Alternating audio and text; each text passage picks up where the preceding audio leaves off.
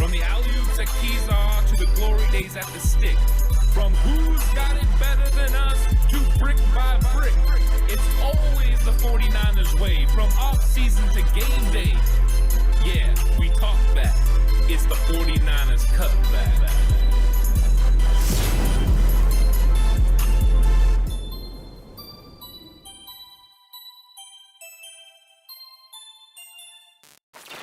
It's 49ers Cutback Podcast time. Welcome to the show, and we're going to be talking about the NFL Draft, primarily about them San Francisco 49ers, Alex, because they made some good moves. 9 selections. Was not expecting them to make 9 selections, but they did make 9 selections. And then they signed 14 undrafted free agents. But hey, I thought we had 75 guys on the roster already. Well, now we have 91 guys on the roster. Well, 92 if you include Alfredo Gutierrez. Don't forget the Boston man. But he doesn't count, so you can't count him. Touche. You can't count him as much as you may want to count him, TC. Good to see y'all again. Nice to see. Look at Chad, and it's just lighting up over there. There you go. Nice to be back, Paul. So good to see you as well. And a lot of things to talk about, Ant. Lots of names to go over. The 9 selections, we threw everyone for a loop, right? We expected the Niners to be aggressive in this draft, trade up, maybe make 5 or 6 selections. I didn't think more than 6 or 7. I thought that would be the max. No, they make all 9, and then 14 undrafted free agents as well. And some of the undrafted free agent names that were available post-draft was a little shocking. But then the guys they ended up grabbing, some of them make sense. Some of them I really like. I mean, I would have loved them if they had drafted them late in the draft, but grabbing them as undrafted free agents is even better for San Francisco. Yeah, I think everyone's going to want to talk about Donovan West, especially. Absolutely. That was drafted, or maybe even Poe as well. Jason Poe is another one that was on people's minds from Mercer. Both of those guys are going to be guys to talk about, but we've got to get into the actual draft picks that the 49ers made and get into not just the breakdown, but also go through what we think of these selections. At pick 61, the 49ers selected Drake Jackson out of USC, edge rusher, who had a interesting time at USC, whether it was during different regimes playing edge rusher at defensive end at 260-plus pounds, or if it was playing linebacker and getting his weight down to 220 pounds. He's one of those guys that's kind of fluctuating in weight. But Drake Jackson, the way I broke him down was as the defensive end, 6'4", 260 pounds out of USC. And the things I liked about him, Alex, are stay consistent. He's really long. He plays long. He looks long.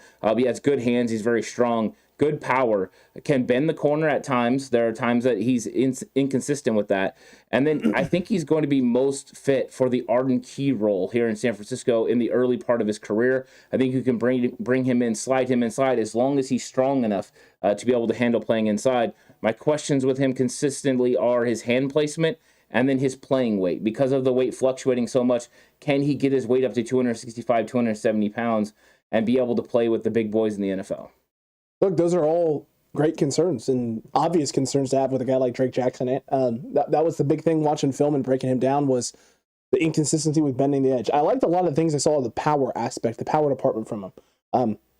It didn't give me Armstead vibes, but his play style kind of translates more to what you would expect out of Eric Armstead, right? Guy who you're hoping on the base downs can set the edge on the outside and do some positive things there, but then potentially slide on the interior, which is why if you had to go up earlier than 61, it didn't make a lot of sense. But if he's going to be sitting there at 61, well, then it's not bad value there. You and I don't think most of the TCC, I know you didn't, I know I didn't think that he would end up actually being at that spot. Didn't think he'd actually be there at 61. So the fact that he got to that spot, the Niners were able to make that selection there. They add a very talented edge rusher, Ant, that can do the base down things for them there on the outside. Allows them also flexibility and versatility with Samson Ebukam over there as well. And also situations where if you're getting Nick Bosa off the field on drives to rest, you now have situations where it could be Samson Ebukam and him on the outside potentially setting the edge on rundowns. That's not a bad situation either. Yeah, I wonder where this guy's actually going to fit in the pecking order. That's going to be Drake Jackson's a very good football player, but I've already seen the conversations about him stepping in and playing over Samson Ebukam. I don't think so.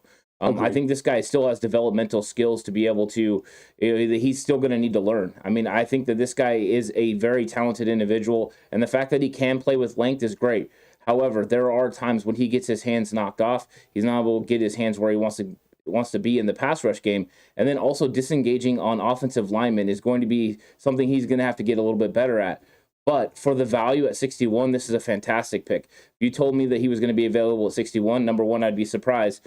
Number two, I would have turned in my card just as fast as the San Francisco 49ers did because he's a very, very good player. So that's solid. But I think he is going to have to rotate a little bit in this defensive line, and then eventually he'll be able to kind of supplant other players. But that's why I said Arden Key role, a situational pass rusher in year one.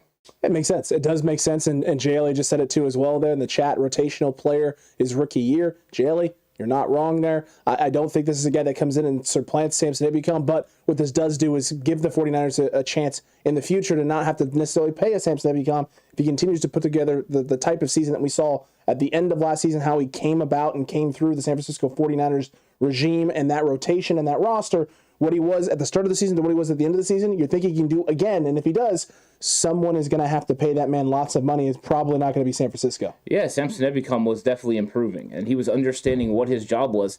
And that transition from playing outside linebacker with the Rams in their 3-4 defense to coming and putting his hand in the ground and being a 3-down, edge player for the 49ers is completely different. And he was going to have to learn how to set the edge against the run, playing a wide 9, and he did.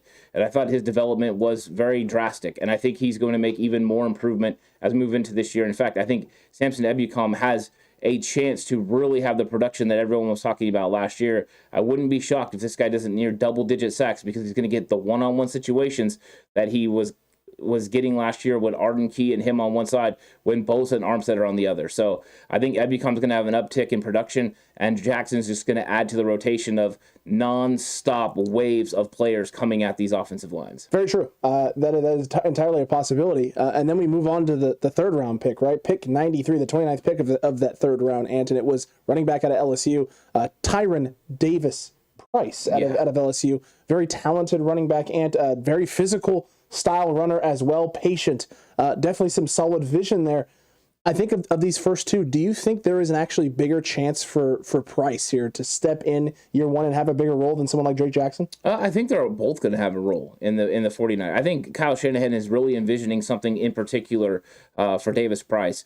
The 6 foot, 211 pound frame gives you the ability to see that he's going to be able to weather the impact of consistent blows and contact. And they were talking about the rotation of him and Elijah Mitchell being able to work together. I seen a guy that at times in the chaos in the middle of the line, he looked comfortable. He looked like he had good feel in there, and he did progress as the season went on. If you watch early tape of him, he was struggling a little bit to find his way, running into offensive linemen, not using his eyes the right way, finding the run holes. And as the season went on, he got a little bit better. The one cut and run and go thing started to develop, and you started to see a more mature running back. And I think that's what the 49ers saw as well. They stuck with this guy the entire time, and I think they are looking to get very physical running backs. Even somebody that we're going to talk about when we get to undrafted free agent running backs, physicality seems to be the name of the game for the 49ers. Bell cow backs, guys that can really bring the wood every single time. Less emphasis on speed and more on power. Well, which may signal something, or it may just signal to the Niners that, right, we don't need necessarily the Raheem Mostert break everything to the house or home run shot potential. We just need guys who can handle the workload and get us 4 to 5 yards a carry, and this offense is going to be A-okay. Yeah, I think so. I don't think there isn't a whole shot guy like that out there. Also true. Besides Deebo Samuel. True. So Deebo Samuel's the only one, that, especially on this 49ers roster, that can do the things that Raheem Mostert did. There's just not very many Raheems out there. The fact that Raheem is just now starting to run means potentially he's still got a ways to go in his recovery. So I think the Niners are going with a different way of handling this. They've decided to get Elijah Mitchell up to 215 pounds, which last year the talk was 210. So I think they are going with guys who can weather the storm and be able to take on this impact and deliver blows, and they're less worried about the hole shots like you talked about, and more about getting 20 to 25-yard big carries instead of the touchdowns. Lou just said it. He's a two-down back like Sermon, but I like the way he can stick his foot in the ground, and the power is nice. I think this is what they were hoping to see out of Trey Sermon this past season, was that sort of development. They didn't see it out of him. They did see it out of the young man at LSU, and so now maybe they're going a different direction. We'll see. The training camp training camp in general this year is going to be a little nuts just with the number of people they have and how impactful some of these guys are. But the running back position is going to be an interesting one as well. But we move from pick 93 to pick 105, which for most 49ers fans was a favorite for a lot of Niners fans. In fact, the fact that we ended off the draft and day 2 of the draft party with this pick left a lot of people feeling better, even though they were a little miffed by the Ty Davis price. I mean, it was a little concerning for some people, but Danny Gray, pick 105 there out of SMU, a guy that they met with, a guy that you were extremely high on from the start of this process all the way through the end of this process. Very talented run after the catch wide receiver, and definitely has the top end speed, the 4.39 it shows on film. It showed in games. I think this was a home run in the wide receiver department in terms of what you got out of it, what you're going to get out of this guy in this offense. Yeah, and the concerns with with Danny Gray are about his size, but he plays bigger than his size. He's 5'11", 190 pounds, but he sure as heck plays 6'1", well over 200. He's not afraid. He's tough, and he gets after it, and he's good with the ball in his hands. And that's the first thing you notice on film is this guy has the opportunity when he catches it to take it to the house. The run after a catch ability is there, and that's what Kyle Shanahan wants with all of his wide receivers, and he fits that. He's going to have the ability to run fly sweeps in this offense, and that's something that I know they like their offensive weapons to be able to do, and they've added Ray McLeod to that. Brian Ayuk can do that on occasion, but I don't think that's really what they want him to do. And then he doesn't slow at the point where he catches the football, and that's something that Kyle Shanahan looks for in his wide receivers, and that's why we knew he was going to be a target for the San Francisco 49ers. Because he just runs straight through it. There's no wasted motion. He catches the ball with his hands and continues to go up. He has big-time speed. This guy has a 4.39 guy, but he looks faster than that on film. He's one of those guys that just does that so he can take the top off the defense for the 49ers, and I think that was something they really did need. I think they were preferred a taller receiver, but Danny Gray is going to be good enough. And I think that this is one of those guys that you're right. He's been high on our board from the beginning, and I think that the 49ers got themselves a really, really good football player, and they talked about the fact they talked to his coach a lot, and they understand he's an impactful football player, not just on the field, but in the locker room and with his mind. Well, there you go, man. I mean, if you're checking all those boxes with San Francisco, that's a lot of positive things. And I saw Great One said he's going to excel in the crossing route category, and that's exactly where he's going to kill. And the thing you said is the key thing. He does not slow down to catch the football. Everything is fluid throughout his motion, everything he's doing, which is what makes him so special running after the catch. It's also why he's able to run after the catch as effectively as he is because he's getting up to top speed, catching the ball at top speed, and then maintaining, if not picking up speed throughout that process. If you don't have the right angles, if you're not taking the right spots, if you're not on the line that you need to be on as a defender, 1 yard, 1 step, and could be the difference between you bringing this guy down or this guy slipping off of a tackle and then getting brought down from behind because he had to decelerate to this guy shooting between that crease and that gap and taking this thing to the house. Yeah, and Graywill might be right. He might have ran a 4.33. I think I said 4.39, and I thought it was 4.39. I don't know. It depends on if it was his combine or his pro day or. Fair. The good thing is he looks 4.3 on film, so accurate. We got that going for us, and I think that's one of the things that stood out to the 49ers was that ability to get down the field. You need those, and Kyle Shanahan talked in his presser about Travis Benjamin and the fact Travis Benjamin was impacting football games even though he wasn't making plays in those games because he could take the top off. So. That's the kind of role they expect from him, a Travis Benjamin role, but with more production.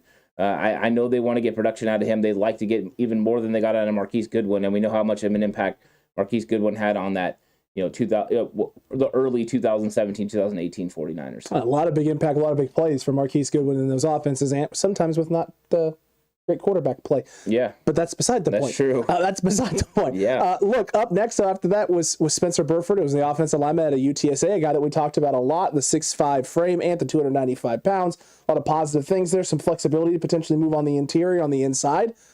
Again, I think not the interior O-line prospect that a lot of fans were looking for. But I did see just a second ago in the chat, Alvia said, you guys think the 49ers threw a curveball to the rest of the league with this draft? I think a lot of fans feel like the Niners threw a curveball because they were expecting certain things. The Niners don't address those things. How do you feel about Spencer Burford, and what do you think a drafting of someone like this, what do you think that signals to the fan base and the rest of the league about how they feel about their O-line? Spencer Burford is on par with what they normally do. An offensive tackle that has the ability to play inside. John Lynch has said as much. But when we were live on day 3, Alex, when it was coming down to this pick, I've said Alec Lindstrom or Spencer Burford, and it ended up being Burford. And it stuck to what we've believed the whole time. Now, this is a guy that does have the ability to play inside at guard, but can play tackle in the NFL. And I think that versatility is something the 49ers really value. And Burford is a good football player. He's a very good athlete. And good athletes in college usually play the tackle position. They're usually the best athletes. He's a good second-level blocker, which means, guess what? He fits the zone scheme. That's what you need in Kyle Shanahan's offense, somebody that's going to be able to get to the second level, get to those linebackers, and makes blocks. And then he is a guard transition player. So, I mean, he's going to be a guy that's going to be transitioning to the guard, and I think that's going to be something that you're going to see come to fruition during training camp. I'm sure he's already working on it. But the guy has good technique, so he's going to be able to handle this. He keeps a nice base when he's in his blocking. So this is a good football player, and I think the 49ers got themselves a really nice one. We said for many times that we had a third-round grade on him. They got him at pick 134, and that's the thing. John Lynch revealed they had a third-round grade on him as well. So a very good football player, and I think the 49ers got a mean, aggressive player that's going to do some damage in playing inside the guard position. Agreed with you on that, man. This is an extremely talented football player. Does a lot of positive things, especially in the run game stuff. I love his physicality. He's mean. He's got a little bit of a mean streak. He does like to finish as well. So there's a lot of positives there, and I do think that this is an option, and that not just an option, but this is the route the Niners want to go with this, and is what you brought up and what you said. They want to go moving this guy from an outside position player into the interior in the guard, because I think his skill set's going to translate very well to that. I think it takes away some of the questions and the issues that he has maybe in the pass game with pass pro sets. Right. And I'm seeing right now that we got a $2 super chat $5 super chat from Jag. Thank you so much. At TCC, I know it's early for projections, but after all your film study, who will be the starting offensive line starters if Mac is to retire? Respects our opinion, wants to know, Ant, right now, at this moment, if Mac retires, what's the front five look like? I think that's to be determined. I really do, because I don't know exactly how these new offensive linemen are going to project. I want to see what happens with Colton McKivitz and Aaron Banks, because I think McKivitz has the opportunity to go in there and start at left guard if Banks isn't ready. But there are going to be some questions there, and I think they're going to give everyone an opportunity to play center. But it sounds, from what I could understand from Kyle Shanahan's comments, that they fully expect Daniel Brunskill to play guard. And if Daniel Brunskill is going to play guard, they said, well, he could play center.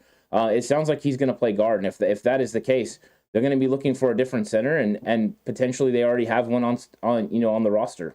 Sure, they might have one on the roster.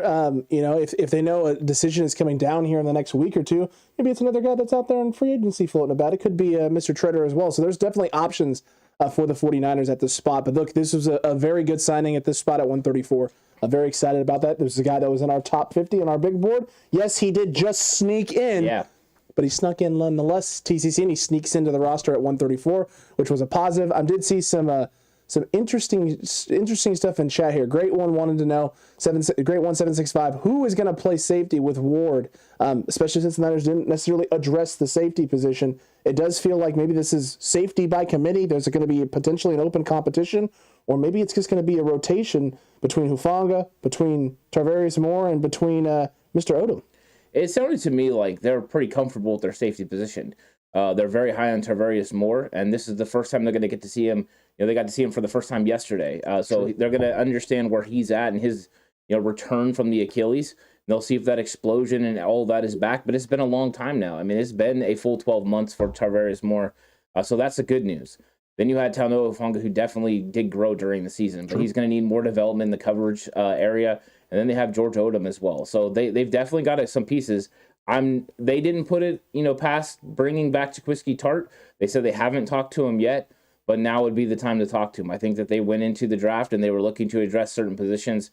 Safety didn't work out as far as where it was, positional need compared to what was best available. And so they went ahead and didn't go with the safety, but they still could. So I think that Jaquiski Tartt is somebody they could bring in. Maybe the room's not set, but we'll see what happens as we get closer to training camp.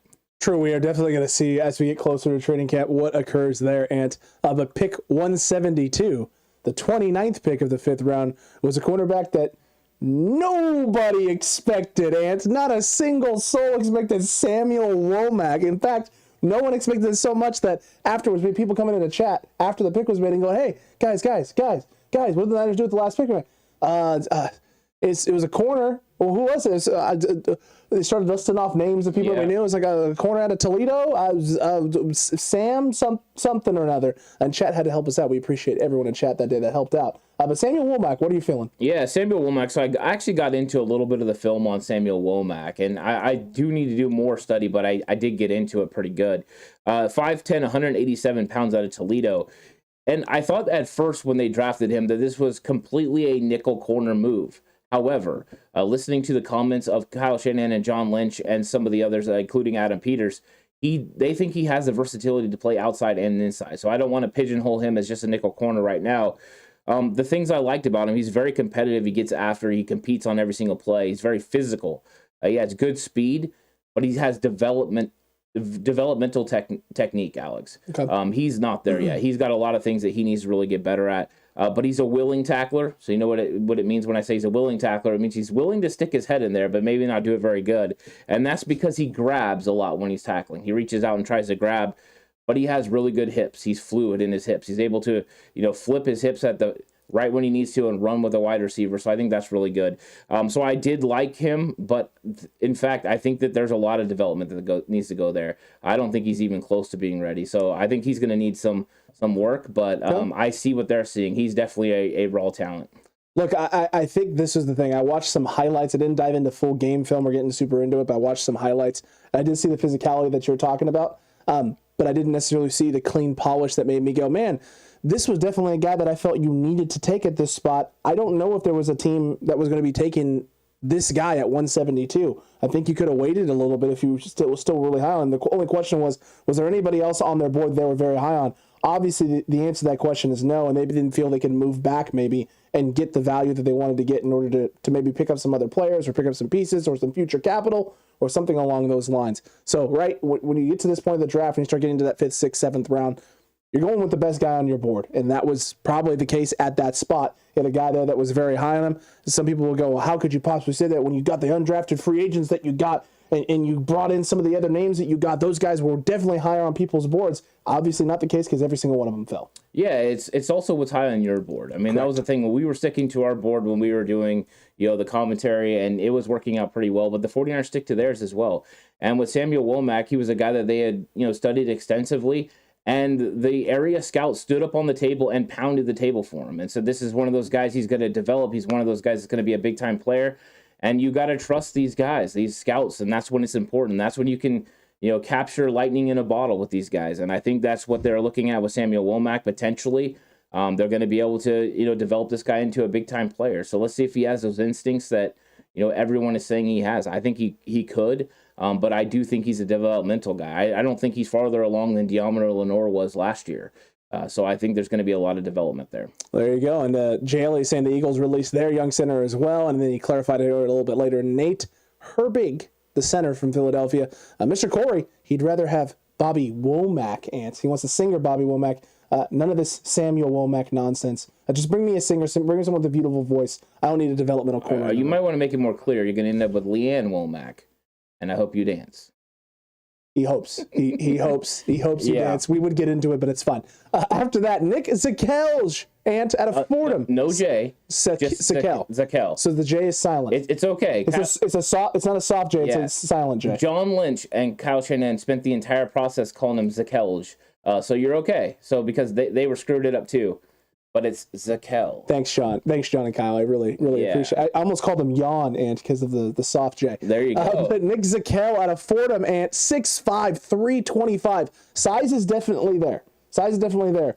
Thoughts on this? Is this a guy that could potentially, I heard Kyle and John talking about this guy could be a potential center prospect for the Niners as well.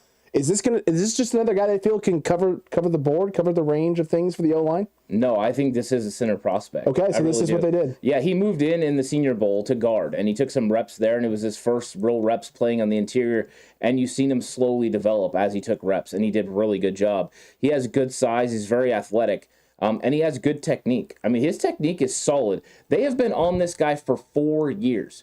So they've been watching him the entire time he was in college. They thought he was going to come out last year. If he would have came out last year, they wanted to draft him last year. But he stayed in because of the COVID. You could stay in one more year, and that's what he did. He's a very good second-level blocker. He understands what his responsibilities are, and he's able to pass off at a high level. He wins at the point of attack as well. So he's one of those guys, if you get a guy in front of him, he can win. So he can win in all the schemes that you need to win in.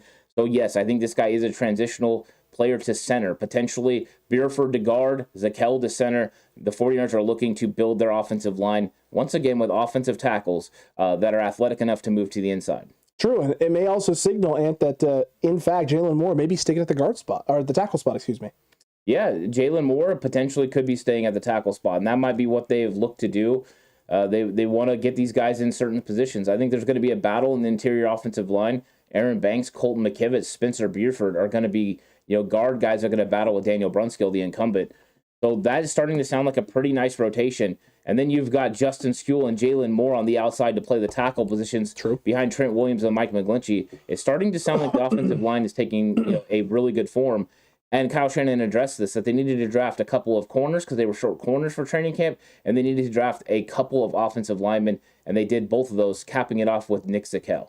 Very true, and they did cap it off with Nick Zakelj, and if this is the option, right, if this is the guy they're going to mold and develop, this puts some pressure on a guy like Brendel right now to really get his butt in gear and show something. Otherwise, he may be the one that's sitting out on the 53-man roster coming into the season. Yeah, Brendel could potentially be the starter. If Mac retires, they could go with Brendel. Brendel could be the starter with Zakelj being the understudy to eventually take over. But it looks like they're going to finally marry a center to quarterback.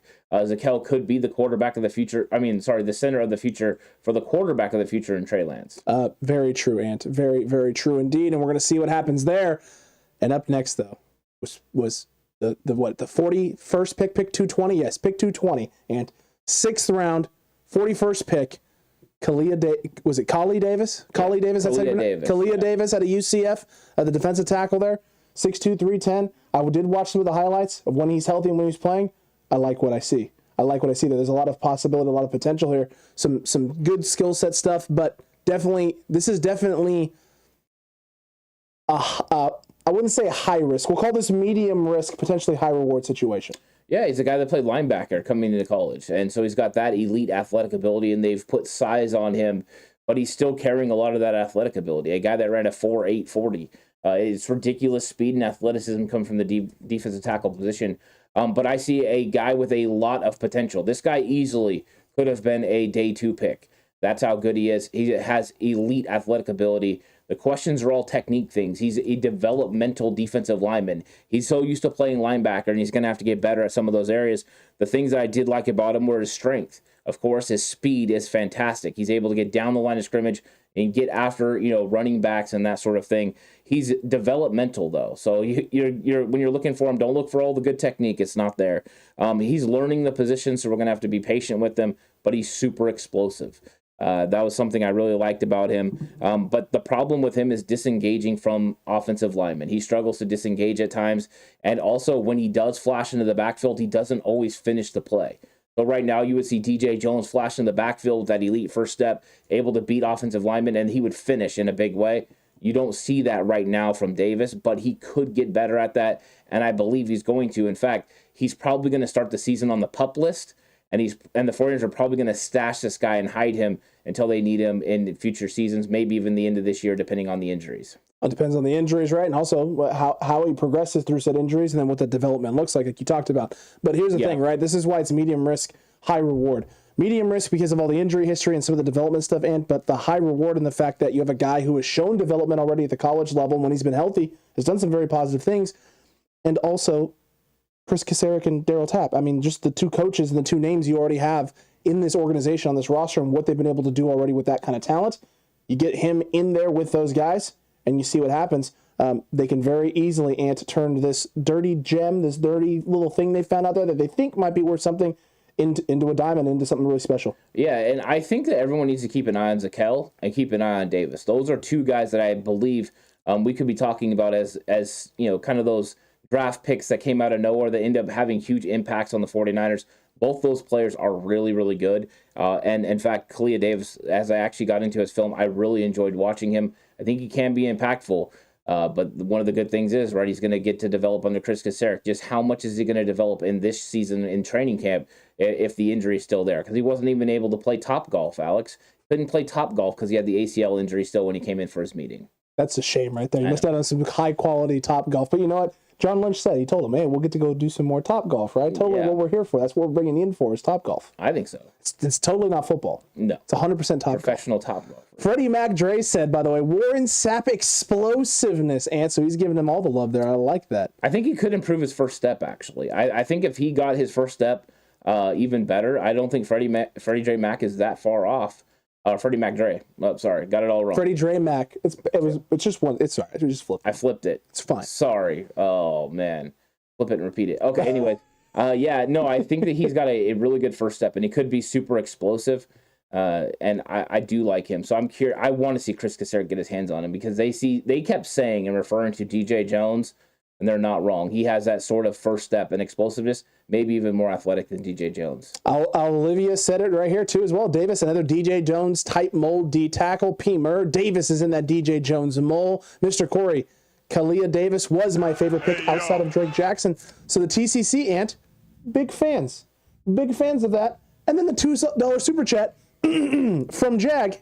Love the backdrop. You guys look like young Shanny and Lynch. Oh my. Oh, there you go. Hold on. Which one's Shanny? This one. I'm definitely not Shanny. You're definitely Shanny. I have to be Lynch. You have to be Lynch? I have to be Lynch. Okay. It's the nose. Maybe. It's the nose. I'm telling you. Ronnie, hey, fellas, appreciate your guys' grind this weekend. Hey, thank you, Ronnie. We really appreciate it. Yeah, thanks, Ronnie. Ronnie was through it with us for a lot of it. So thank you very much. And thanks, everyone, that was in chat. That was laying down the picks, helping us out. It was really nice, helping along the way. It's especially when you're by yourself and you have great people in chat. It's fantastic. Chat makes it a whole heck of a lot easier, especially when you were streaming as long as you were streaming, man. You tip the hat. You tip the hat to you there, and you tip the hat to chat. TCC. Yeah.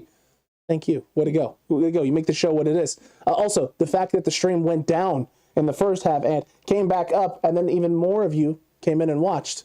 Kudos to you. Thank you for that. We appreciate it. Yeah, exactly. And it was one hell of a weekend, JLE. You are not wrong there, my guy.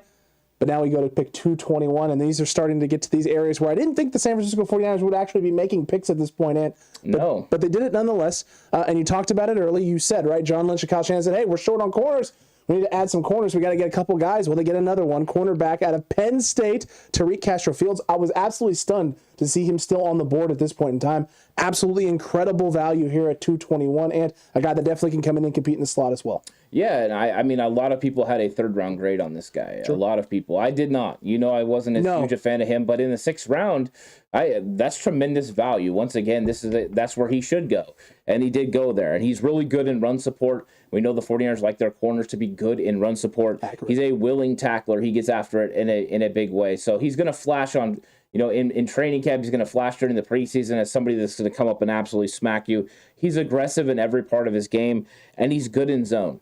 Those are things that he does really well. The problem is he doesn't look 4.3. There's nothing about Tariq Castro-Fields on film that looks 4.3.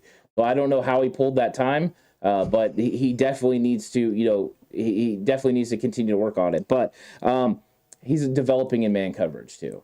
That was something I've noticed right away. When he gets in press man or man coverage, he does need to get a little bit better at that. But he's not bad at it. Don't get me wrong. I'm not saying he's bad, but he needs to get better at it. But the zone coverage part is there. Zone coverage is fantastic. He's phenomenal.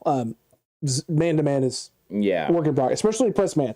Press man is where he struggles the most, and he doesn't have that quick first punch. He's not as physical as you like to see in press man coverage. But you're not wrong. He doesn't show that 4.3 the speed on tape.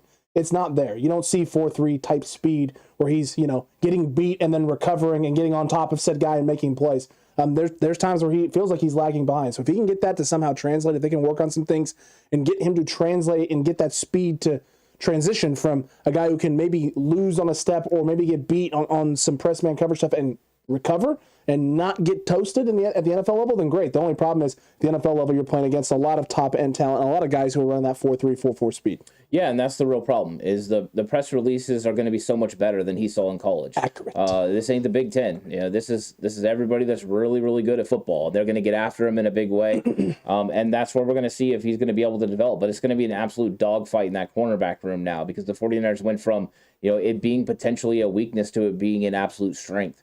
They're going to have some battles in there, and these young guys are going to have to go prove it. We'll see if these young guys can get it done, because these young guys are going to be competing. And don't be surprised if you don't see somebody you really liked at the cornerback position get released or end up on the practice squad, because that could potentially happen.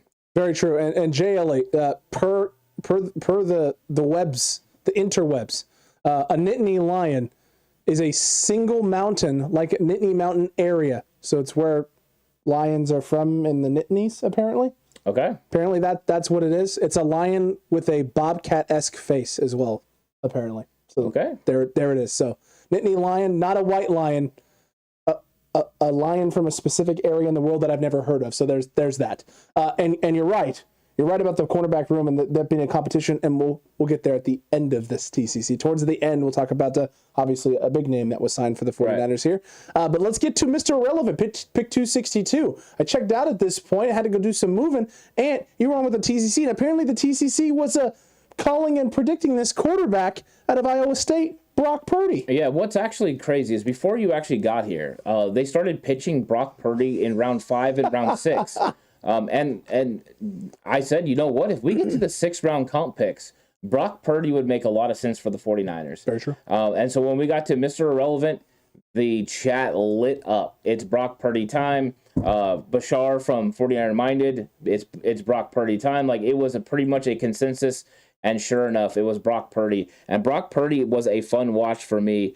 He's got an absolute live arm. I mean, this guy can whip it. He's a competitor. He's got good pocket awareness. He knows where he's at, and he can move around the pocket pretty well. And then he throws well on the move. Now, here's the problems and why Brock Purdy was Mr. Irrelevant 262. Is part of the reason he had to know about his pocket awareness and prove that he's an athlete, is he didn't always locate the right receiver on time and be able to get the balls out on schedule. That was something that he needs to work on. And also his pre-snap reads are not always there. There were times he missed open receivers because maybe he didn't understand what he was looking at. But he's got a lot of physical ability, and if you can instill the mental part of the game into him, because I think he's a smart kid, he's got something there. And I think that this is somebody that the 49ers are looking forward to working with and developing.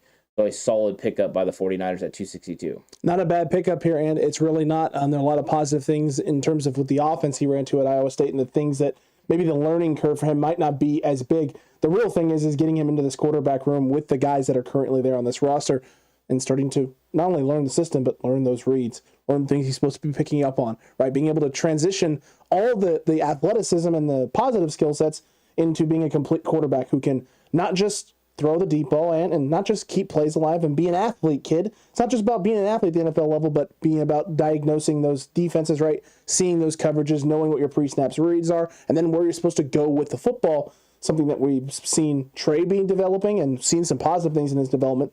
Something Jimmy has done very well, and something they believe Nate Sudfeld does well, which is why they guaranteed him $2 million.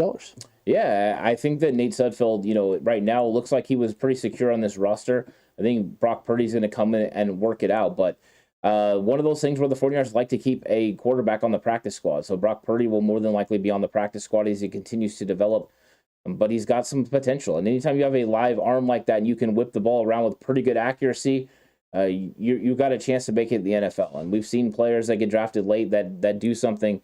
We'll see what happens if he gets in Kyle Shanahan's offense and is able to, learn the reads and able to get the ball out on schedule. The good news for him, no pressure, no responsibilities, but you know what could be fun? It could be fun to watch scout team offense this year against the 49ers, because now they have a guy that can absolutely whip it and is not afraid to take chances. Not at all, Ants. Not even a little bit. I'm seeing a lot of great comments here. Forktail wanted to know details on Verrett's deal. As of right now, I cannot find any details. Do you know what they are? Okay, yeah, perfect. His cap hit is going to be $895,000.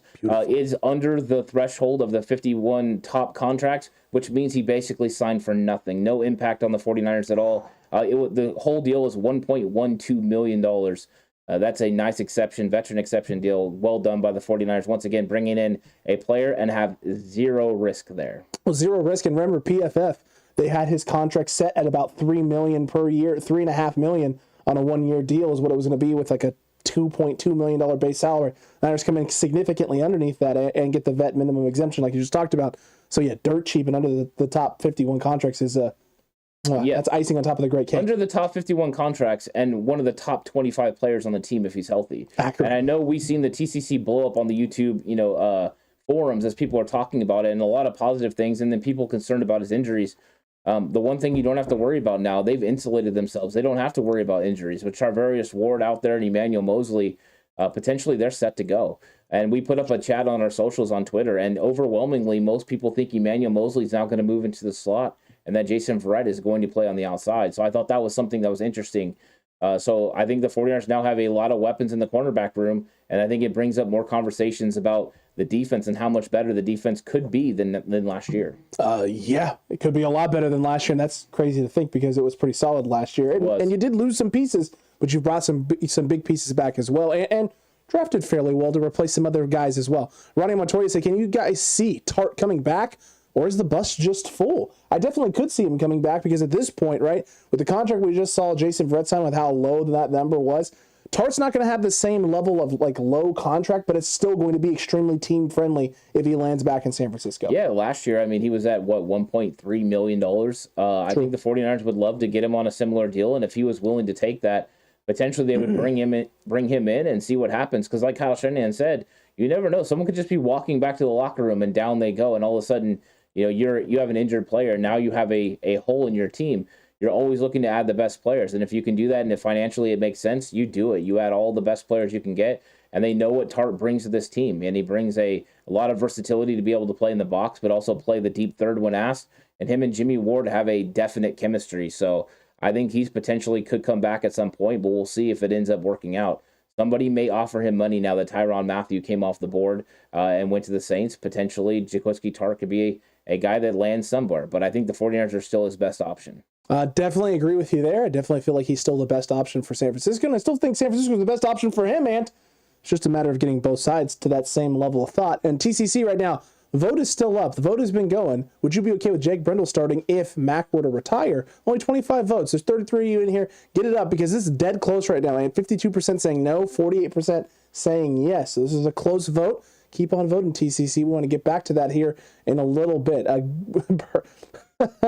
Great one says Purdy is going to be the next Elvis Gerback. So giving some Elvis Gerback vibes there. Yeah, by the time he's good, he could be playing for the Kansas City Chiefs if Patrick Mahomes isn't there. So maybe. There's possibilities. Elvis Gerback and Brock Purdy are definitely different receivers. Different quarterbacks. As Gerback was a very tall quarterback.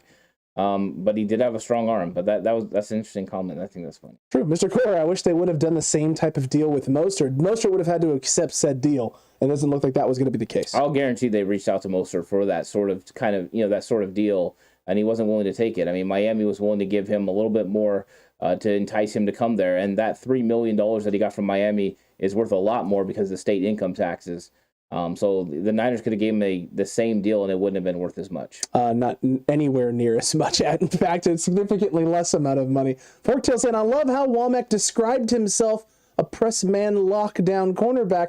Well, hey, if that's how he's describing himself, I wonder why San Francisco would have gone after someone like that. That's how he should describe himself. He should believe that he's that guy, and he's going to have to go in there and prove it, get after him, because these guys are not going to take it easy on you. And I think that's the thing is, when you come in there, you better be, have a lot of belief in your ability, but at the same time, you better be like a sponge, learning from every single person around you.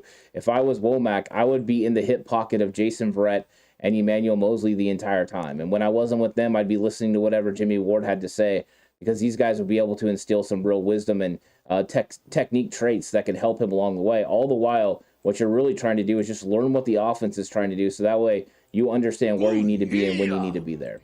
Very true. But let's shift, right? Oh, hold on. Let's not shift because we got a super chat here from Jag. Another super chat here from Jag. And we see this here. $5 super chat from Jag. Gotta go, but I can respectfully speak for the faithful in giving you gentlemen mad props for your marathon work on draft day. Much appreciated. Thank you, Jag. Yeah, thank you so much, Jag. Really appreciate all the support and everything that you've done. It's been wonderful, and your questions and comments are always fantastic, so we really appreciate it. Absolutely. Really, really do appreciate it, Ant. But let's get to the undrafted free agents now. Oh, boy. Let's get to the 14 names that they signed. I still can't believe it's 14. I thought on draft night that because they started rolling them off at the end of draft night. Draft night, I thought it was going to be 5 to 7. That's what I said live. I thought we were going to get 5 to 7 players. I was 5 to 7 wrong. So I missed 7 guys. I couldn't believe it. Couldn't believe it either, Ant. Pittsburgh wide receiver Tayseer Mack was the first one, 6'2", 190 pounds. Played 5 years of college football, first year at IU, and then 4 years at the University of Pittsburgh. So, Megan, there you go. There's an IU prospect landing in San Francisco as an undrafted free agent. Thoughts on this gentleman? Yeah, I did a full breakdown of Tayseer Mack, actually. I love it. 6'2", 190 pounds. First thing I noticed right off the bat, he's tough and he's physical. He's able to catch the ball in traffic. He doesn't lose concentration when he's going over the middle. He's able to take, hits and still be able to make those catches. And then contested catches down the field. He uses his big 6'2" frame to be able to make those catches. I like those. My questions for him are his top end speed, which I didn't see, and that's probably why he didn't get drafted. And then also creating separation, which we know is something that if you're not able to create separation in college, you may not be able to create separation in the NFL. But hopefully he's able to get in Kyle Shanahan's scheme, and the scheme itself will create some separation because he has some ability there. So question for you. Do you think that Kyle Shanahan and John Lynch care a little, maybe not don't care less about it, but aren't as, especially with undrafted free agent, aren't as worried about the separation stuff because of how Kyle's scheme works and the fact that you can put guys in favorable matchups and give them opportunities to get open, get 2 to 3 steps to get open? When it came to the wide receivers, I think what they're really looking for is physical, traits like physicality, sure. Being a willing blocker, being able to help on special teams if needed. I think those were the things they went for, especially since the guys we're going to talk about are all, 6'2" or taller at the wide receiver position, and close to 190 pounds, where they feel like they could probably put a little bit of size on them. But they're both aggressive guys and willing to get after it. Very true. Very true, Ant. The next undrafted free agent prospect was a safety prospect that Horst talked about really, really liking. A lot of people had this guy being mocked to San Francisco. Yeah. Sometimes in the 5th round, sometimes in the 6th round. Leon O'Neal Jr. out of Texas A&M, undrafted guy, 6'1", 210. Ant, as an undrafted free agent, the value I absolutely love it. Yeah, Leon O'Neal. I mean, this is a guy that's going to come in and he's a box safety. I mean, this is kind of who he is. He's a downhill player. He gets after it and he fills in the run game and he hits really hard. He's good in the box. So I mean, this is something you've heard us talk about before, is players that are good in the box, and one of those guys is like Taonu Hufanga, and he plays with physicality. He's a strong safety, and if this was throwback NFL, he'd be a tremendous strong safety. This isn't, because what he struggles with? Hip fluidity. This guy, when he flips his hips, he's not able to, get the way he needs to go, and receivers run right by him at times. And then his recognition of route concepts is not very good. So sometimes he gets absolutely torched, and I think that's what people saw on film. He's one of those guys. He's a tough player. He believes in his ability, but he's got some development to do in the pass area, and that's something that seems to be pretty consistent with some of the 49ers safeties. So hopefully they believe they can turn him into something, but at the worst, they believe he can help on special teams. Let's see what happens when he gets in there with a little bit of a chip on his shoulder and see if he can prove something. Very true. Great one just asked. This is a solid question, Ant, because I've thought this in my mind once I saw the signing as an undrafted free agent. Could this guy be a convert to linebacker? I would normally say so, but going through the other 14 guys that were here, or the other 13 guys, there are other guys that are those converts. So I'm not sure Leon O'Neal will be that convert. He could eventually become that. But the 49ers have an affinity for doing this. They bring in guys like Taonu Hufanga, Marcel Harris, guys that are absolute thumpers that play a strong safety position. First, they see if they can develop them into a deep third safety, somebody that's able to play with that flexibility. And then if not, they could look for a position change. But some people like Jared Maiden, who have a lot of versatility, just don't end up making the team. So we'll see if Leon O'Neal is one of those guys that can stick, or if he's just going to end up on the practice squad for the season. Very true. And I see JLA, West, Grimmel, and O'Neal got the signing bonuses from the Niners that they did. A $10,000 signing bonus there from Mr. O'Neal, and a $10,000 signing bonus for Mr. Donovan West as well. Yeah, that doesn't surprise me. Those are the most high-profile names of the guys that we're going to talk about. Very true. And actually, the next name to talk about is Donovan West, the center out of Arizona State. And a lot of positive things there. Guy who showed he's very, very good, especially in screen game stuff at the center position. High intelligence there. I liked him going to San Francisco. I didn't like him going as high as some people were mocking him, which was like the 2nd round. It was a bit high for me. 3rd round even. It was a bit high. But I thought, hey, if the Niners are getting this guy 4th, 5th round, that's really great value there. Undrafted free agent Donovan West, undrafted free agent Alec Lindstrom.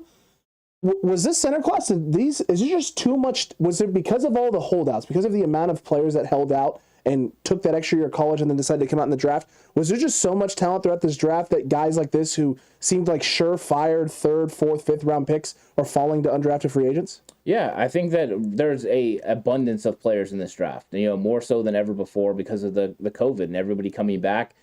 So I think that it did make it more difficult for some of these players to get drafted. I think Donovan West was a late 4, early 5 prospect, and I'll stick with that. I still think that's who he is as a player. Just because he went undrafted doesn't mean that he's not a good football player. And I think the 49ers got a really good value here in the undrafted free agent market, because at 6'4", 300, him and Lindstrom are pretty much the same size. And I think that's what some people were afraid of, whether these two guys were going to be able to anchor in the NFL against these really big one-techs. But he's very smooth, he has good feet, and he has good technique. Those are things that he does really well. Here's the problem. He plays high, and this is the reason I had him as a 4th or 5th round guy. At times, he begins to creep up, allows defensive linemen to get under his pads, and so he needs to lower his pad level if he's going to be able to do it in the NFL. And then his strength, his functional strength, is something he's going to have to work on. And I think that's something that needs to get done, because he won't be able to anchor in the NFL if he doesn't get a little bit better at it. So, get your pad level low and get under these guys and work on your strength a little bit. And then I think you could develop into a good football player. But Donovan West was a nice value in the undrafted free agent market. He definitely was a nice value in the undrafted free agent market. And I saw someone asked Alec Lindstrom, where did he go? Yes, JLE. It was the Cowboys there. Mr. Corey is accurate. That's where he ended up and landed. That's actually a good spot for him. Yeah, I mean, that's a good opportunity for him to be able to develop and do something. And I'm not going to be able to root for him now, but the opposite of that, actually. Yeah, but Lindstrom's a good football player, and I'm curious to see what ends up happening with him, and if he develops into what some people believe he can be, and proves other people wrong, or if he is exactly who they thought he was. Oh, and they let him off the hook. We'll see if they let him off the hook. We're going to find out, Ant. Yeah. That's for sure. We're definitely going to find out. The next one was a wide receiver out of Oklahoma State, Ant. 6'3", 186 pound. 1,000-yard receiver in his last season at Oklahoma State, Tay Martin. Yeah, Tay Martin, 6'3", 185 pounds. So right away, the 6'3", it definitely stands out on film. Out of the two receivers between Taysir Mack and Tay Martin, literally first name separated by a sir. Sure. I thought that Tay Martin was the more athletic of the two. I thought he stood out with his athleticism. He can adjust to the ball in the air. I really like that about him. And then he uses his length. So both guys use their length, but I thought that Tay Martin used it a little bit better. And then he was nice in the open field when he caught the ball. He could make things happen, make people miss, and was athletic that way. The problem is he's a body catcher. He doesn't catch the ball with his hands. He lets things get into his body, and that's not something you can consistently do in the NFL. So he's going to have to work on his technique there, but he can do it.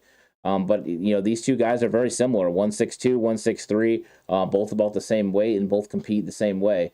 But both are not afraid to get after it in physicality in the run blocking area. So I like that about both of them. Oh, you got to be able to do that, especially if you're an undrafted free agent coming in for San Francisco. You got to be able to do the run blocking aspect. If you can't do that, and it's going to be very hard to crack this roster or have any sort of role within this team. You got to be out there, be able to go out there and be a willing blocker, either dominant in that area or extremely capable, or you got to add something at a high value in the special teams area. You're going to have to do one of those two things, and ideally both of those things in order to crack this top 53. Yeah, if you're coming as an undrafted free agent, you better compete at an all-time level in everything they ask you to do, and then when you're on special teams, you better stand out. I mean, that's just. There's no other way around it. There's no other way to make this football team, kid, because when they attach the draft pick to those other guys' names, they have more value than you do. Now, you have the opportunity in Kyle Shanahan's team to be able to compete for a starting spot. And that's crazy to think, right? But an undrafted free agent can't compete for a starting spot, but also a roster spot. And he does allow that to happen, but you have to go out there and seize it. And these guys are going to have to go out there and prove with their physicality and will to want to get better. Very true. There was also another safety prospect, and Taylor Hawkins out of San Diego State, correct? Yeah, Taylor Hawkins out of San Jose State, 6'1", 205. I really like this guy. In fact, I like him better than Leon O'Neal. I went ahead and gave him a star player out of the undrafted free agents. I did some star players for that. He's an absolute thumper. I wrote down heat-seeking missile. That's what he looked like when he was going out there and making plays, especially on throws that were short to the intermediate. He was coming up, flying up, and making tackles on those, and he's a good tackler. He can play in the box. He was good at run fit, so he handled himself pretty well. And then he had cover skills. There was times they would put him out at corner, and he would handle that, or he would play in the slot against K. Dotton and some of these bigger tight ends, and he was able to hold his own. So he was a player that I really liked, and I think there's a tremendous amount of value for him as an undrafted free agent. And I like I said, I like him better than Leon O'Neal. He's got better ball skills. And better ball skills. He had 10 pass breakups this past season. He's developed that throughout his time. So definitely better ball skills. Feels like maybe a slight difference in terms of, maybe not the polar opposite of Leon O'Neal, but definitely the yin to his yang. In terms of what he does, what O'Neal does in the box as a tackler, and what Hawkins can do in pass coverage. Yeah, and let me throw this out there. They're asking a question about a player that's coming in for a workout. Correct. And that is Calvin Turner Jr. from Hawaii. So there you go. That's who it is. That's who JLE's talking about.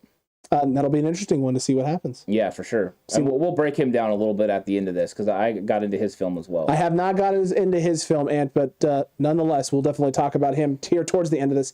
Defensive lineman out of Fresno State, Ant, not the name I wanted to see, but a name nonetheless. Kevin Atkins out of Fresno State. They brought in another interior defensive lineman as well. Yeah, you were expecting Mosby. I know you were. I was 100% hoping for that. I'm sorry that didn't happen for you. But Kevin Atkins is 6'2", 307 pounds. We talked about Khalia Davis earlier and his physical ability and his athletic traits. That's the opposite for Kevin Atkins. He doesn't play like that, but he does all the things that Khalia doesn't do yet, and includes playing low. He's really good at that. He has strong hands. He's a developmental pass rusher. So the Niners have done this consistently, bring in guys who do those sorts of things. And we know Chris Kacerek loves players that play low with low pad level. So that's somebody that is going to make sense. But the average athleticism stands out on film. He's not one of those guys that's able to do a lot of things with that athletic ability. And then he needs to get better at the snap. He has a slow first step at times. But once again, something Chris Kacerek is going to be able to develop. That's something they do every single day.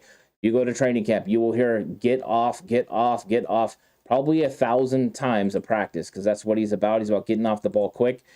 So he will get better at that, and we'll see if he's able to make the team. But Darion Daniels was another guy that this guy reminded me of. Okay. Yeah. Oh, I like that. It also would make sense, and it fits a little bit more into what the Niners are and what they're doing. Yeah. They also went with an offensive lineman out of Mercer that is turning a lot of heads. A lot of people are starting to talk about it. And Jason Poe. I saw a clip of him doing some pass route and route running stuff, and was like, very interesting. 300-plus pound guy, extremely athletic, does a lot of positive things. Also, though, on the O-line, Ant is very good at getting up to second level, making blocks. Would be absolutely phenomenal that in this scheme in terms of what you ask him to do in the O-line. What do you think he's actually being used for? Because I'm seeing a lot of 49ers fans being like, this is going to be an offensive weapon. And there's some people, this is a developmental offensive lineman. Where are you leaning with what Poe is going to actually be doing with this 49ers team and how they plan to utilize him? I watched a lot of Poe before the draft, process, and during the combine and all that. And then I went back and watched some more now that he got drafted or drafted. Signed as an undrafted free agent. Thank you. Appreciate it. People helping people. Anyways, tremendous athlete. Yes. Like, this guy is ridiculously athletic. The way he moves at his size is really good. He's a good puller. He's able to get around the outside and make a lot of plays down the field. So he's going to be able to make those second level blocks. He has good power. It's very sufficient power. He plays with a low pad level, but being 6'1", you better play with a low pad level. And then his pulling, of course, is fantastic. So I actually wrote that down twice. So that must mean he's really good at it, right? My problems with him, though, are the length. He's just not very tall. Literally, the first thing you said to me was size at this level and just what he can and can't do against the bodies he's going to be playing against. And then his hand placement is something I question as well. At times, he throws shoulders down the field, and then when he's in the spots where he should be able to get his hands on the chest plate, he's not able to. I wonder if that's because of the length of his arms. And then anchoring. Sometimes if somebody gets under him, he will get pushed back. So I have concerns about that. The position change could be a real thing. The question is, what is he going to position change into? Could they move him to the defensive line? I mean, he would be a really developmental guy. They'd have to develop his skills and his abilities, but he would make more sense, right, as a DJ Jones type player than he would as an offensive lineman, but we'll see what happens. I mean, the athletic ability is there. He'll be able to do everything you want from a physical standpoint. The question is, will he be able to do it with the technique level to make those blocks? I don't know if he can. But he's definitely an interesting prospect, and why not take a chance? And then as far as people using him as a weapon, do you think, Alex, that he would he play a fullback or H-back type role? I don't know if he could develop into that. I don't know if he's that fast. I don't know if he's shifty enough. Like, I saw a lot of athletic things, and I don't know if there's enough of. I don't think I've seen enough from him to go, hey, you know what, we could plug this guy in at fullback right now and feel really good. Or hey, in a year or two, this would be. I like Josh Hockett better than what I've seen, but that's mostly because I've seen Josh Hockett in the system, right? I haven't seen what Poe could do and what he could develop into. it just doesn't feel like they would draft him for that type of role, and they would more draft him because of the upside offensively in terms of what he could do in their system if they can clean up some of the technique stuff, or like you just talked about, maybe the ability to transition to the other side of the football with his speed, athleticism, and his get off. Yeah, we're seeing a lot of things in chat. And number one, the offensive line coach is Chris Forrester. True. He's also the run game coordinator. So maybe he has some sort of idea of how to use him. Maybe they could use him like, yeah, I see that the great one said like Fridge. It could also be just the way they use Guy McIntyre. That's how also true. Bill Walsh used Guy McIntyre in a similar way to that. I'll just keep it 49ers centric. But yeah, you're not wrong there. And my guy. And I think that potentially, he has some versatility. He would be an excellent inline blocker. So, I mean, is he as fast as Charlie Warner? I think he actually is, just at 300 pounds. So if they moved him to tight end, I would not be shocked. But what you got here is an athlete. And anytime you have an athlete, don't put them in a box. Find a way to figure out where they best fit your football team. So if Kyle Shanahan gets him in there and he's not going to be able to get it done in offensive line, maybe there could be a position change. There might be. There could be one. And I'm seeing P. Murr said Poe could lose a little bit of weight and move to tight end is what he's saying. Yeah, I don't know if that's going to be the avenue they go with. We'll see what happens. I mean, but potentially he has some elite traits there. But at 4'8", speed, I think, if he did lose a little bit of weight, he probably could get into the 4.7s. You probably could, Andy. You're not wrong there. And T.O. saying quarterback controversy already. Trey, look out. Brock Purdy? You saying Brock Purdy quarterback controversy? Yeah. T.O., is that what you're going with? I don't think there's a quarterback controversy yet. There will be some fun times in training camp. Accurate. But wouldn't that just overshadow everything if the actual story had less to do with Trey Lance and Jimmy Garoppolo and more to do with Brock Purdy throwing some Purdy passes out there? See what you did there. Yeah. See what you did there. That was absolutely glorious. Some Purdy passes for Mr. Brock Purdy. They also signed a running back out of Georgia Tech, Jordan Mason. I've watched a little bit of Jordan Mason, but not a lot to be like, hey, yes or no on this. I'm assuming you have. What are you seeing? What are you liking? Yeah, he's a downhill runner. I mean, this guy gets downhill quick. He's a north-south guy. He's physical, but he can make people miss. But he's big. 5'11", 223 pounds is a really big running back. And the physicality shows on film. The problems with him that I saw, and this is probably why he didn't get drafted, he needs to be more decisive. There are times when he stretches things a little bit farther, doesn't get his foot in the ground and get upfield. That is something that had plagued Trey Sermon a little bit, and that's why he couldn't get on the field. And that's why this guy, Jordan Mason, is going to be developmental. So that's something he needs to work on. And then occasionally, before he even gets to contact, he will lower his head and lose vision. Like, what are you doing, kid? You need to get your head up, get your eyes up, be able to see what's coming at you. So those are some developmental things that he's going to have to work on, but those things can be developed. They can be fixed. And another thing that is just a little small thing is he likes to change the ball from hand to hand as he's running down the field. It is the proper technique. However, he doesn't do it the right way. So you should be moving it back and forth. However, the way that you do it is you should not let that ball get separated from your body, and he does it, which makes me have fumble concerns about him. Well, there you go. That will cause some issues and some problems. Now, you may be able to clean some of that stuff up, Anthony Lynn. You're going to have to take care of business there, but time will tell, right? Time will tell what that happens there and what the route is in terms of his development, what he looks like. I don't think that's going to be the guy pushing the running back room, though, this season. No, I don't think so. I think he's a practice squad potential player, but we'll see, because that running back room is already dynamic, and one of those guys might end up on the practice squad. But I think the 49ers are trying to make sure they don't end up in the same situation as they did last year, where they're signing players off of other teams' practice squads just to have enough players for the game on Sundays. Very fair, and very fair, very true. Next up, a host of linebackers, starting with a gentleman in North Carolina, Jeremiah Gamel. Some positive things there. There's a guy who played middle linebacker, and I wouldn't say he's the greatest in coverage. You know what he is good at, though? Staying deep in zone and then coming up and making tackles in space. Also used a lot as a blitzer at North Carolina as well. Got in a lot of different packages, a lot of good things and positive things coming downhill and run fits. What are you thinking here about this gentleman? Yeah, at 6'1", 225 pounds, he's a new age kind of linebacker, his size and speed. He's a sideline-to-sideline guy. He can track. I don't think he's got elite speed, but he's got the feel to be able to do it, and he's a good tackler. He does make tackles maybe a little bit higher than I would like, but he can definitely improve on that. Good play recognition. He understands what he's looking at. He understands route concepts. So when things are coming across his face, he knows what he's seeing. And he's a good blitzer, like you said. That was something that stood out for sure on film, is he's a good blitzer. But the questions are just like you alluded to already. The pass coverage is something that could definitely be worked on. Short to intermediate, he's more successful. Anything that gets down the field a little bit, he's going to struggle with it a little bit. And then also shedding blocks. At times I felt like he couldn't disengage and shed blocks. Sometimes he didn't use the right type of move at the right time. But those are things that can definitely be fixed. And when you're working with the 49ers defensive coaches, especially D'Amico Ryans, you're going to get better in those areas. So I think he could develop, but he's also a guy that could help you on special teams. And I think that's the area they're looking for right now. Gonna have to look at it in that area, Ant, because the next guy they went after was Marciano McCrary Ball out of IU. So look at that. Megan, 2 of them. That's 2 IU guys on the roster and one. Look at that, it's crazy. IU with some actual talent there, Ant. NFL level talent, excuse me. But Marciano McCrary Ball, oh my goodness. McCrary Ball, Ant, out of IU.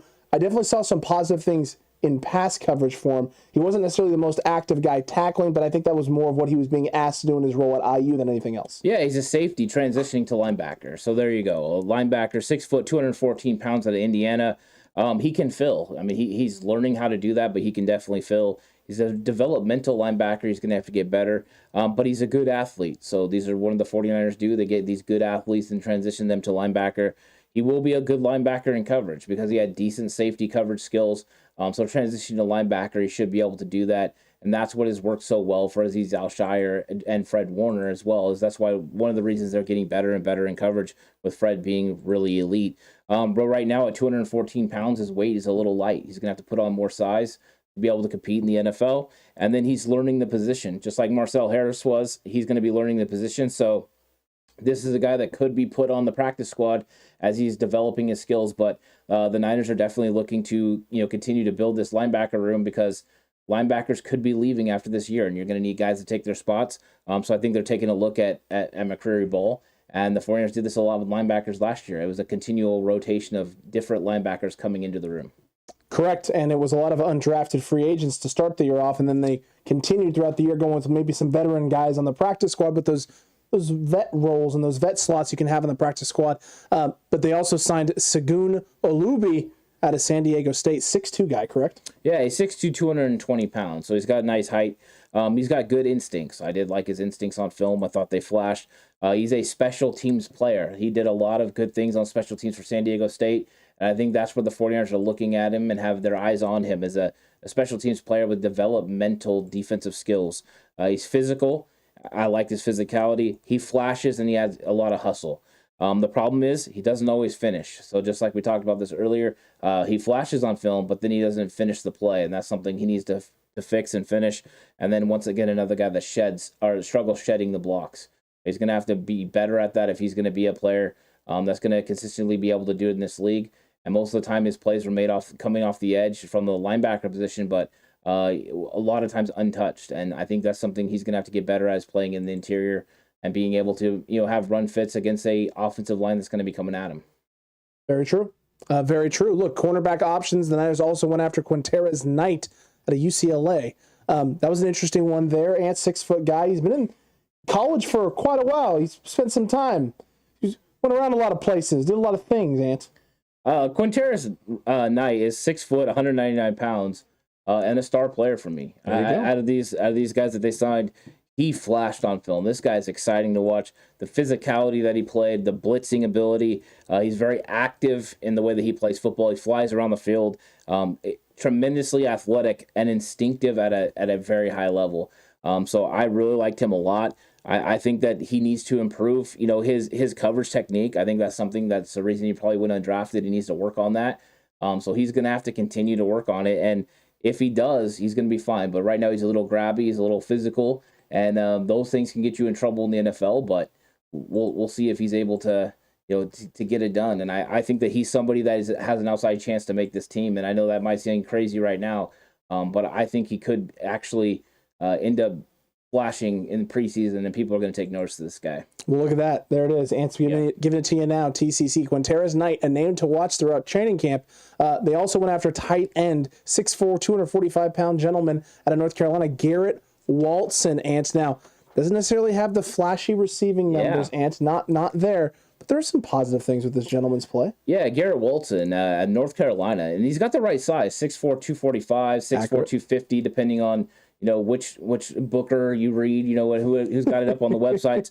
The good hands are there. He does have soft hands. He's able to catch the football. The route running is definitely something that needs to get better. The inline blocking is something that needs to get better. But he's improving in both areas. I thought those are things that continue to develop. Now, here's the one thing that I did like. I did read a little snippet that he went to his trainers before the season when he decided to come back for his senior year, and they talked about the fact that he wanted to work on his flexibility, so he worked on ankle flexibility. He worked on all kinds of things that were going to help him play lower, that were going to improve his route running. So he got into yoga, and we know this is something that's been happening for a lot of players, and they believe it actually did improve his blocking, and that's something he's going to stay with. So flexibility and mobility is something he's working on and could potentially make him a better football player. Look, if you're going to your training staff and trying to find ways to do things better off the field to help you improve on the field, and you go out and do those things and it translates. If you're a coaching staff, right? If you're a head coach of an organization, a football team, you're going, wow, this is a guy who cares about his craft, both not only on the field and when he's in the locker room with the team, but out of here, he's going to take care of his body, which means it's a guy you want to invest in. And if you're only investing as an undrafted free agent, that means the sky's the limit, right? There's no risk in going out for a guy like this that maybe isn't as clean or as polished in other areas. What have we seen out of the Niners? The areas where they've had the most success with a lot of players, a lot of different positions, are guys they've taken later in draft who's got a chip on their shoulder and something to prove. This definitely could be a guy that has the same sort of aspects and aspirations as well. Yeah, they want guys who love football, and that's what it takes. You got to love football to be able to make it at the next level, and that's the only way you're going to do it. Now, if you're an undrafted free agent, you got to want it. Accurate. And so I think that's showing that he wants it. He wants to be a player in the league, and he's trying to do it. And that was the thing, is there was lots of conversations last year about his draft ability. He wasn't drafted this year, so he's got to continue to work on it, but at least he's going to get a shot to come in and see what he can do. But he has the right size. So, and like Jay Ellie said, steady and reliable. Steady and reliable, Ant. And now Slam Schluter. I hope it's Schluter. If it's not Schluter, Mr. Sam, I apologize. Offensive lineman out of Minnesota, and he's 6'6". It's a big dude. Yeah, he's 6'6", 309 pounds out of Michigan, and he played opposite of Daniel Falele. Falele played the right tackle spot, and Schluter played the left tackle spot. I liked his physicality. I liked how he was good at the point of attack in the run, but there are some real issues with him against speed rushers. Speed rushers get after him, and they get him on the outside. They get him with the inside moves. He's definitely developmental, but I think he's also a guy that's going to go from tackle to guard. He's going to move to the inside, and that's really going to help him. And then he needs to work on maintaining his blocks. That's something that he's really struggling with right now, but something that he can definitely develop in. But this guy, out of all the guys, he has some potential, but he's got a lot of development to do. Do you think the Niners look at that too with the 6'6" frame and at 309 and think, hey, this guy could get a little stronger, we can add a little bit to him, and maybe that will help in some of the areas where there were some concerns? Because, yeah, speed rushers, there was a concern, but if you're moving into the inside, you're not as worried about the speed rushing aspect. And there were some power concerns, I thought, as well when I watched the film. And I watched Minnesota and didn't really love Falele, didn't really love Schluter on the other side. Their interior O-line is actually where I thought they had their best prospects and their best players. Do you think they could add some size on and there be maybe some success that translates over? I'm sure they want to add size on. The question is, how much athletic ability will he lose when they add that size on? True. Because he's going to just have to learn to anchor down, and that could be as simple as him learning to play with a lower pad level at 6'6". It's not easy to play against these edge rushers that they were seeing consistently up there in the Big Ten with the 6'6" frame and playing that high. You have to play lower.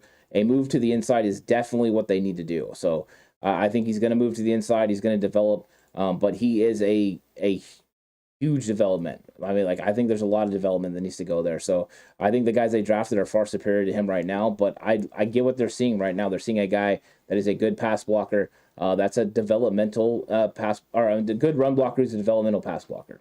There it is. And what have we seen consistently on the 49ers? Good run blockers, developmental pass blockers. They're A-okay with that. Yeah, they prefer it, actually. They do. And this guy's going to have a hard time making this football team. This offensive line has a lot of depth now, and I think Schluter's going to be in a world of hurt, but let's see what he does.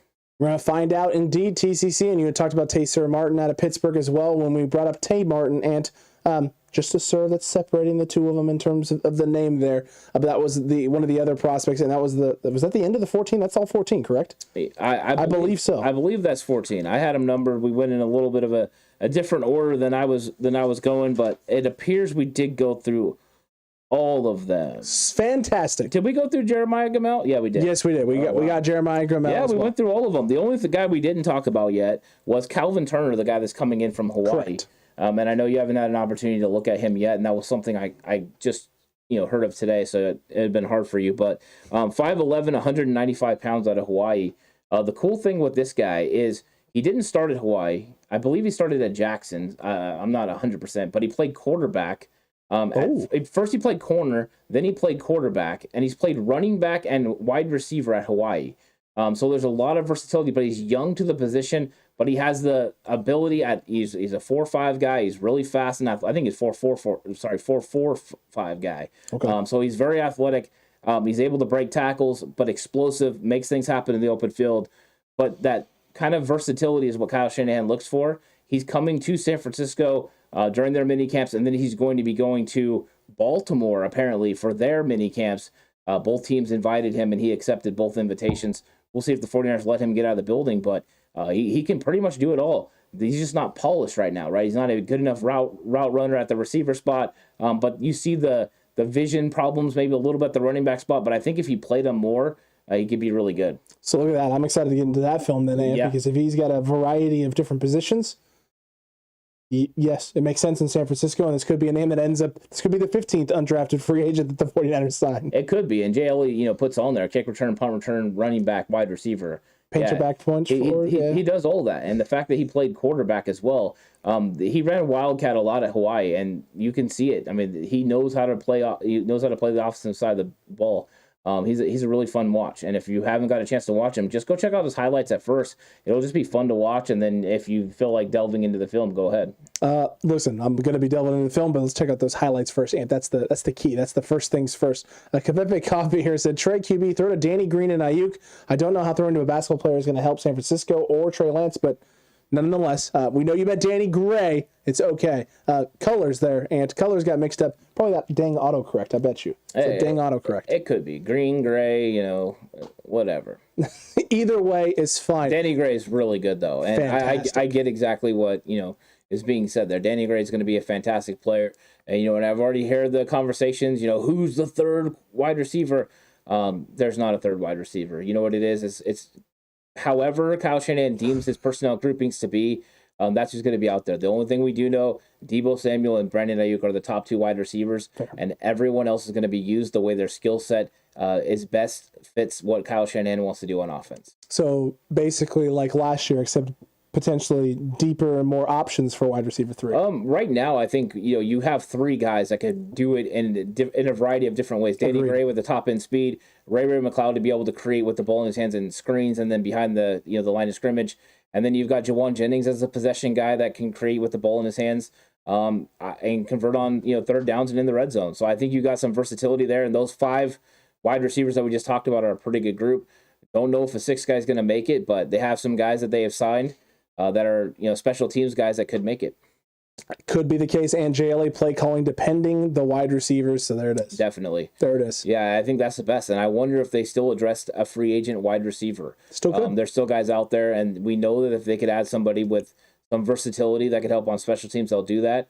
You just wait for somebody's financial amount to go down, and then you go after it. So we'll see. Then you pounce. So we'll see if the Niners decide to pounce. But they did pounce at the cornerback spot.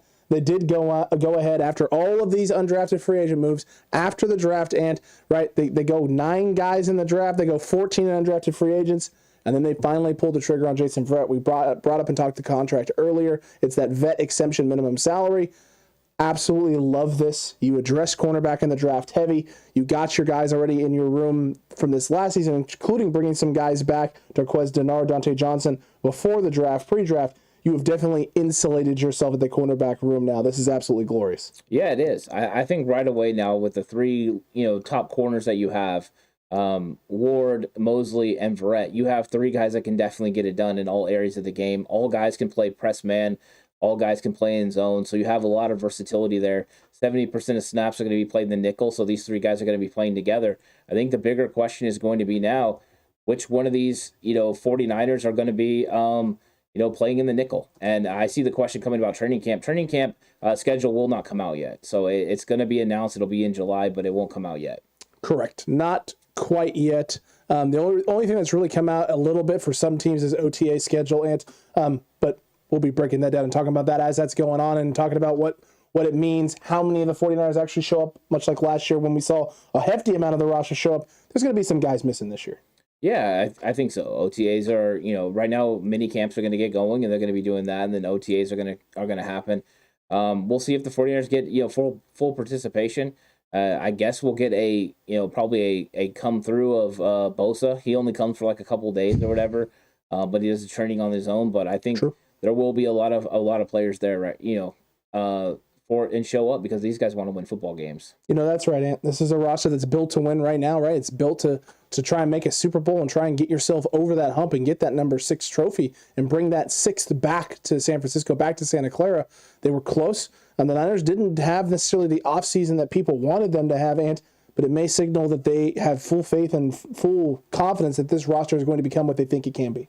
Yeah, they've got a very deep roster, and 91 guys on the roster means they have, one guy too many. So they're going to have to make a roster move at some point.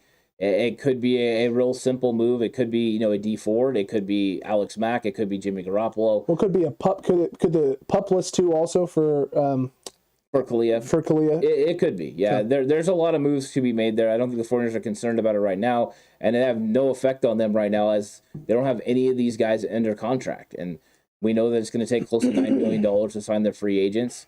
Sign their draft picks. And then they'll have the rookie free agents as well that they'll have, on the books. But I think that they're going to be doing just fine. And right now they have a really, really nice 90-man roster. I'm excited about it. Excited about it as well, man. Cannot wait for training camp to start. Can it just be tomorrow? Yeah, training camp is going to be a lot of fun. And the questions still remain about Jimmy Garoppolo. And if Jimmy Garoppolo is under contract, I can't wait to see that backup quarterback battle between Jimmy Garoppolo and Brock Purdy.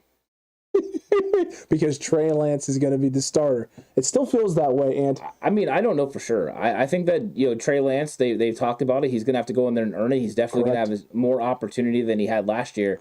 But if Jimmy Garoppolo is there, Trey's going to have to go beat him out. I think he can do it, but it's going to be a tough battle. That quarterback room could be pretty fun to watch. It's going to be a lot of fun to watch, and it's going to be a lot of fun to see what happens and see what routes this takes. It's great to be excited that they could be very good this year, says Paul Saunders. Saunders, my apologies. Saunders. There you go. Paul, you can just punch me the next time you see me. Look, Paul Saunders, you are correct, 100%. This is definitely something that's going to be a lot of fun. It's going to be a Showdown Bomber tee. You are not incorrect there at all. And if you want all of that coverage when the time comes and when we get to training camp, make sure you're subscribed right now. Hit that subscribe button, hit that like button if you haven't already, and that notification bell because there's still plenty of more things to talk about. We got a Cutback Colony tomorrow with you at 4 p.m. Yes, that the TCC is not going to want to miss. And what you're going to talk about what, Ant? I'm going to be talking about what's next. So the 49ers are building this thing brick by brick, and I want to talk about what's next and how they handle this roster, this 90-man roster, how it's going to play out, what that means for Alex Mack, D Ford, and these draft picks. And we'll talk about who's going to be playing where and how. And if you have questions, bring them, and I'll be more than willing to entertain all those questions. It'll be a good time.